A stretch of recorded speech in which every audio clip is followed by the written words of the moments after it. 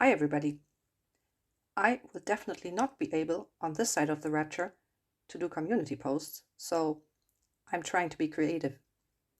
Sometimes I only have one brief thought, and I've already tried twice to share them in the form of a YouTube short. Those may only be 1 minute long, however.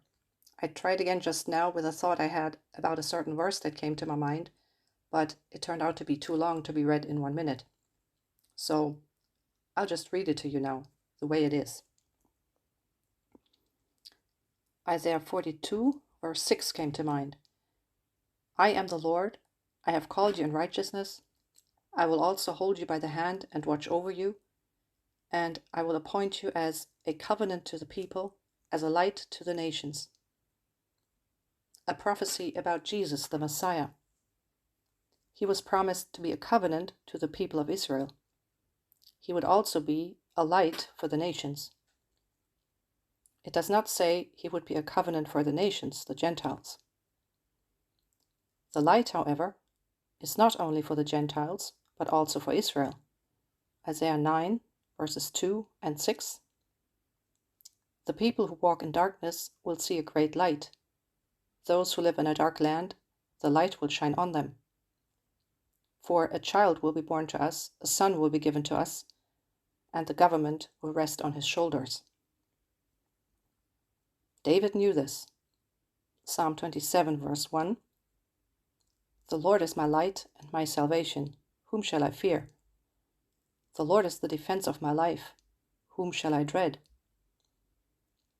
Although during his earthly ministry, Jesus was sent only to the lost sheep of the house of Israel, Matthew 15, verse 24, he already had the church in view, although at that time it was still a mystery.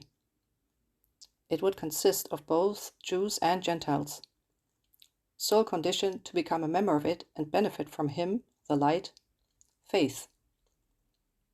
John 12, verse 46, I have come as light into the world, so that everyone who believes in me will not remain in darkness.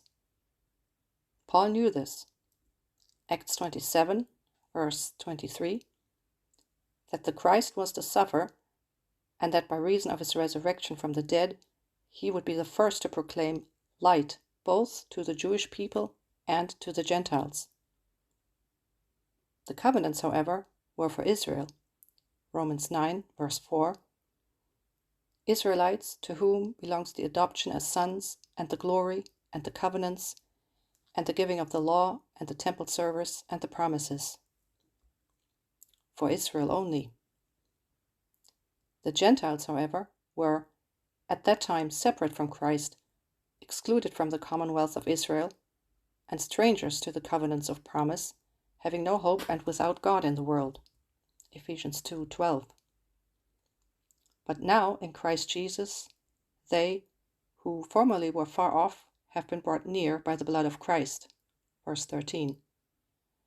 Near to what? The covenants? Or whom? For through him, Jesus, we both, Jews and Gentiles, have our access in one Spirit to the Father. Jesus, light for both Gentiles and Jews, covenant for the people of Israel.